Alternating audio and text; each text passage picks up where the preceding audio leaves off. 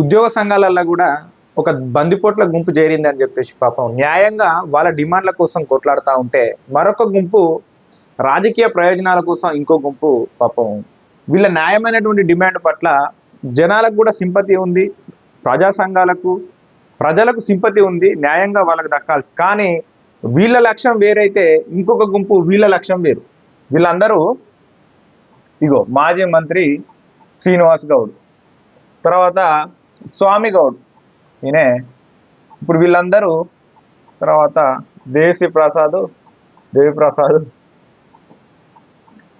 కారం రవీందర్ రెడ్డి, ఈ బ్యాచ్ అంతా పింక్ బ్యాచ్. ఎట్లా ప్రభుత్వాన్ని ఎట్లా బదనం చేయాలి? ఇప్పుడు నిరుద్యోగులు విద్యార్థులు చదువుకుంటాను, రైతులు మంచిగా పంటలు పండించుకుంటా వాళ్ళు ఉన్నారు, ప్రజా సంఘాలు ఏదన్నా లొల్లి చేద్దామంటే పాప ఏవీ లేవు, ఎందుకంటే మంచిగా అందరికీ సుపరిపాలన అందుతా ఉన్నది.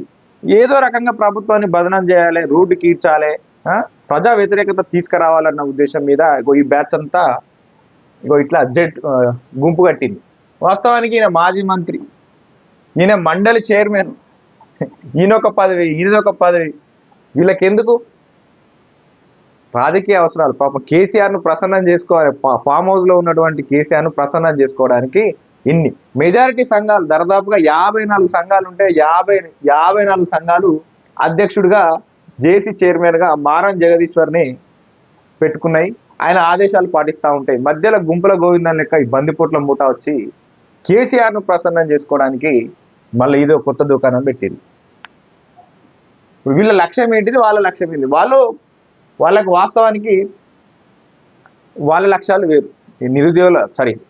ఉద్యోగులకు ఎన్నో సమస్యలు ఉన్నాయి, అది మనందరికీ తెలిసిన విషయమే. దాని గురించి ప్రభుత్వం కూడా నవీన్ మిట్టల్ అధ్యక్షన ఒక కమిషన్, విచారణ కమిటీ వేసింది. దాని ద్వారా సమస్యలన్నీ పరిష్కరిస్తామని చెప్పారు. 50కి పైగా, మొత్తం 57 డిమాండ్లలో మెజారిటీ 47 డిమాండ్లు ఆర్థికేతర డిమాండ్లు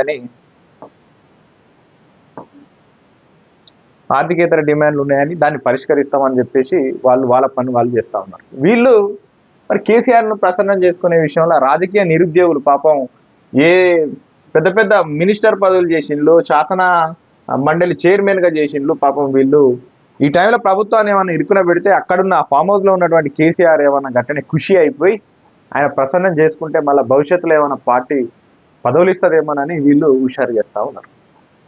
వీళ్ళకి ఎందుకు ఇవి? మాజీ మంత్రులకు, మా రాజకీయ పార్టీలు అనుభవించిన వాళ్ళకి వీళ్ళకేం కర్మ? వీళ్ళకి ఏం డిమాండ్లు ఉన్నాయి? ఇబ్బంది పడాల్సిన వాళ్ళు కదా. ప్రభుత్వానికి ప్రజలకు మధ్య అనుసంధానం వాళ్ళు. శాసనశాఖ ఏదన్నా చట్టాలు చేస్తే అమలు చేయాల్సింది వాళ్ళు. ప్రభుత్వ ఉద్యోగులకు మధ్య ఉండొచ్చు, కానీ వాళ్ళంతా ఒకటే.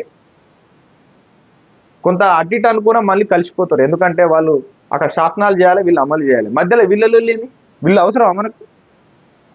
గుంపులో గోవిందా ఇప్పుడు వీళ్ళు ఎవరిని జడగొడదామని ఒక రాజకీయ రంగు పులిమితే 10 లక్షల పైగా ఉన్నటువంటి ఉద్యోగులకు ఎటువంటి మెసేజ్ ఇచ్చినట్టు? ఆ ఉద్యోగ సంఘాలు వీళ్ళ గురించి మాట్లాడాలి, ప్రజలు మాట్లాడాలి, మనం మాట్లాడాలి. ఏంది బ్యాచ్ అని, మీ లక్ష్యం ఏంటిది, అసలు మీకు ఏం కావాలి, మీ కోరికలు ఏంటిది అని మనం అడగాలి.